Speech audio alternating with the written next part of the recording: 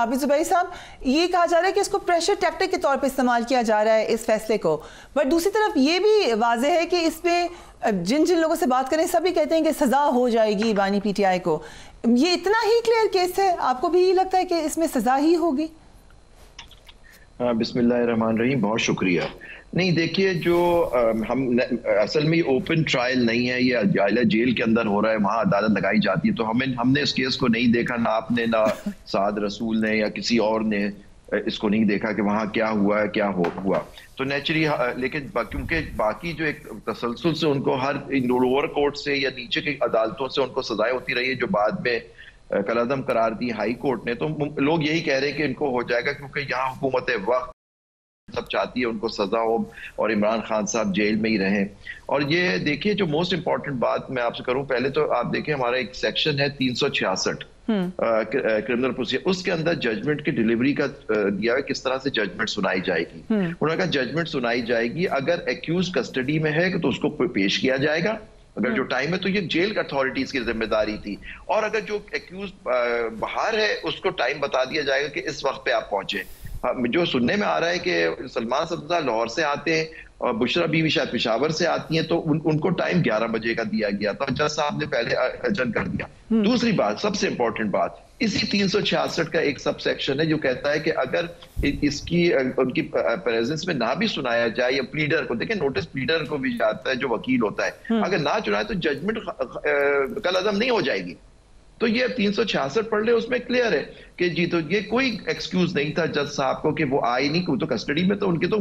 Under 366 तो jail authorities को उनको पेश करने की जरूरत है। तो जज साहब 2 घंटे बैठे हुए थे, उसी जेल में बैठे थे, बुलवा लेते। तो ये कहना इसका नहीं। लेकिन अब देखिए, जो मेन आपका सवाल है कि क्या इसमें सजा हो जाएगी, लोगों का आम ख्याल यही है कि इनको सजा होगी, जो क्योंकि पाकिस्तान में इंसाफ का तो इस वक्त जो हाल है वो आप भी जानते हो, खासतौर पे 26वीं तरमीम के बाद जो एक पूरी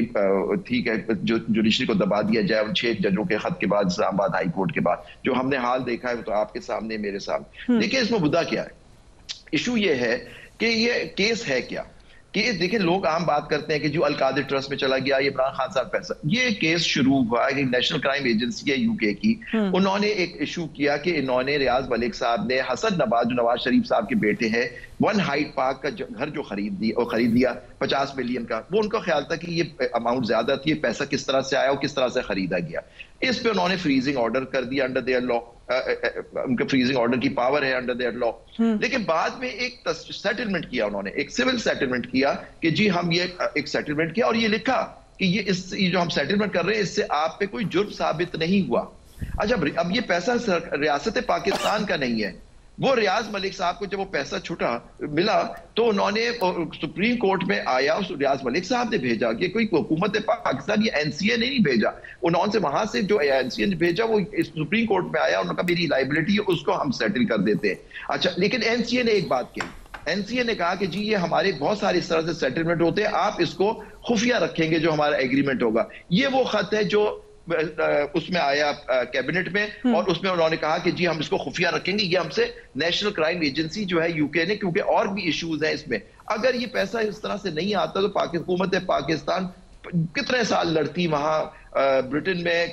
कि पैसा हमारा हुकूमत पाकिस्तान का। देखिए आया सुप्रीम कोर्ट, इमरान खान साहब के अकाउंट में नहीं गया, अब वो अल कादिर ट्रस्ट से उसको जोड़ना कि जो अल कादिर ट्रस्ट में और एक ट्रस्ट, अब देखिए शौकत खानम ट्रस्ट है, अल कादिर ट्रस्ट है, कोई बता दे कि इनमें से एक पैसा इमरान खान साहब ने किया, दोनों एजुकेशनल इंस्टीट्यूशंस है, तो ये इसको लिंक करने की कोशिश की गई है कि जी ये वहां से पैसा आया हुकूमत पाकिस्तान का। और आपने देखा पीछे जो चीफ जस्टिस थे उन्होंने उठा के वो पैसा हुकूमत पाकिस्तान को दे दिया, तो इमरान खान साहब या बुशरा बीबी की जेब में तो गया नहीं। तो ये केस है, अब इस केस पे क्या शहादत उन्होंने लाके दी, किस तरह से उसको कनेक्ट किया कि ये जुर्म किया इमरान खान साहब ने और हुकूमत पाकिस्तान को नुकसान हो गया, जबकि पैसा तो खुद हुकूमत पाकिस्तान के अब अकाउंट में चला गया कंसोलिडेटेड फंड में। ठीक है, अगर इजाजत दें ज़ुबैर साहब, सवाल कम टू यू बैरिस्टर साद रसूल, इसमें कुछ सवालात हैं जो कि जवाब तलब हैं। मसलन ये कि कैबिनेट जब खुद उसके मेंबर्स कह रहे थे कि हमें इतराज़ है इसके ऊपर, फिर भी उनके सिग्नेचर हो जाना, बाद में फवाद चौधरी साहब ने भी बात की, फैसल वाडा साहब ने भी बात की, सो ये क्या एक लूप होल है? दूसरा, अल कादिर ट्रस्ट की हम बात करते हैं, तो इज़न्ट दिस अ क्वेश्चन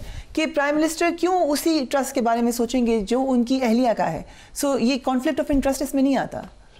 देखिए कॉन्फ्लिक्ट ऑफ इंटरेस्ट के क्वेश्चन तो फैक्चुअल बेस्ड क्वेश्चन है, ये तो ट्रायल कोर्ट आंसर करेगी। लेकिन आपने जो बात की और ज़ुबैरी साहब ने भी जो बड़ी मुफस्सल बात की, मैं उसके ऊपर 2 कमेंट्स करता चलूँ। आइन के आर्टिकल 90 और 91 के नीचे कैबिनेट की, फेडरल गवर्नमेंट की डेफिनेशन और कैबिनेट की फंक्शनिंग का एक तरीका कार इसको पाकिस्तान के एक बड़े मशहूर केस मुस्तफ़ा इम्पेक्स के अंदर इसको सुप्रीम कोर्ट ने डिसाइड कर दिया कि आर्टिकल 90 और 91 का क्या मकसद है, यानी कि कैबिनेट की फंक्शनिंग का फेडरल गवर्नमेंट का मकसद क्या होगा। उस जजमेंट के अंदर और उसके बाद बेशतर सुप्रीम कोर्ट की जजमेंट्स के अंदर आईन पाकिस्तान को और फेडरल गवर्नमेंट के रूल्स ऑफ बिजनेस को इंटरप्रेट करते हुए सुप्रीम कोर्ट ने कहा कि जब कोई काबीना का मेंबर साइन कर देता है कैबिनेट के ऊपर समरी, तो उसकी इक्वल रिस्पॉन्सिबिलिटी, इसको कलेक्टिव रिस्पॉन्सिबिलिटी डॉक्ट्रिन कहते हैं कि उनकी कलेक्टिव रिस्पॉन्सिबिलिटी है। कोई शख्स ये नहीं कह सकता कि मैंने देखी नहीं, मैंने सोचा नहीं था, या मैं तो बस किसी गनूदगी की हालत में था और मेरे से साइन करवा लिया गया। यहाँ पे ऑलमोस्ट यही कह रहे हैं जी। और अगर कोई शख्स डिसएग्री करता था वहां पे, तो उसके ऊपर रिस्पॉन्सिबिलिटी है आर्टिकल 1991 की जजमेंट्स के नीचे कि वो तहरीरी तौर पे बताए कि वो इससे डिसएग्री करता है और ये वजूहात हैं। तो काबीना की के अंदर से प्राइम मिनिस्टर को आइसोलेट करना इसके अंदर थोड़ा सा मुश्किल होगा जब ये अपील के प्रोसेस के अंदर जाएगा।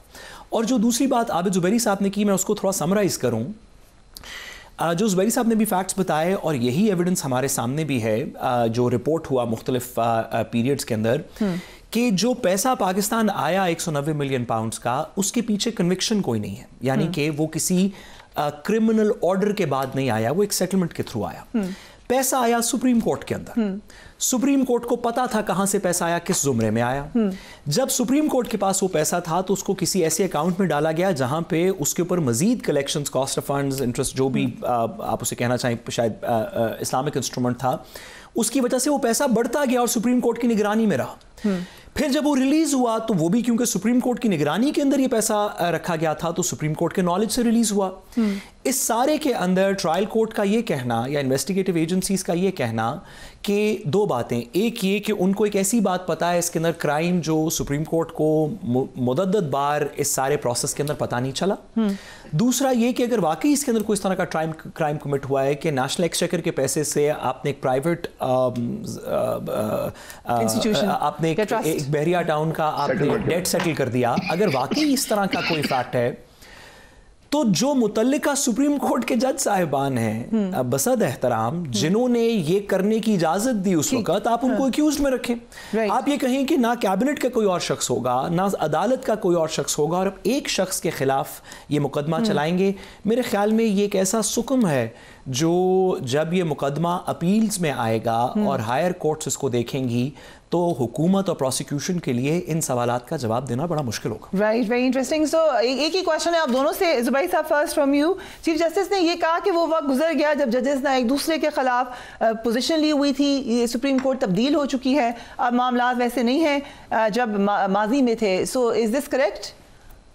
नहीं, I don't agree with utmost respect to the honourable chief justice. बिल्कुल नहीं, क्योंकि देखिए मसला सारा 26वीं तरमीम के केस को ही देख लीजिए कि प्रैक्टिस एंड प्रोसीजर में 2 जजेस, सीनियर जजेस जो उस कमेटी का हिस्सा थे, उन्होंने कहा 26वीं तरमीम का केस फैसला कोर्ट में होना चाहिए। बजट ये जो ऑनरेबल चीफ जस्टिस थे उन्होंने शायद उससे इख्तिलाफ किया, लेकिन आप देखिए वो केस लगा नहीं, क्योंकि कमेटी ने जब एक फैसला कर दिया अक्सरियत से तो केस लगना चाहिए था। और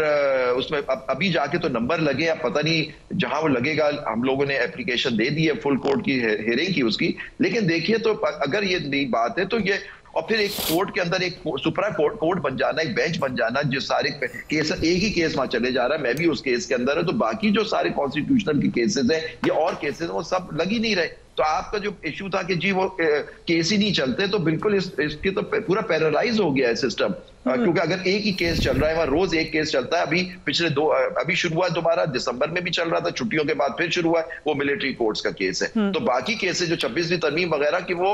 तो अभी टेकअप ही नहीं हुए, या और जो कॉन्स्टिट्यूशनल इश्यूज हैं, जो मैटर्स हैं, वो तो आई नहीं। तो मैं नहीं समझता कि ये इनमें कोई है। देखिए डिफरेंस हो सकता है, डिफरेंस ये है कि आपने उनके 2 सीनियर जजेस की जो कमेटी थी उनकी बात, अक्सरियत बात आपने नहीं मानी,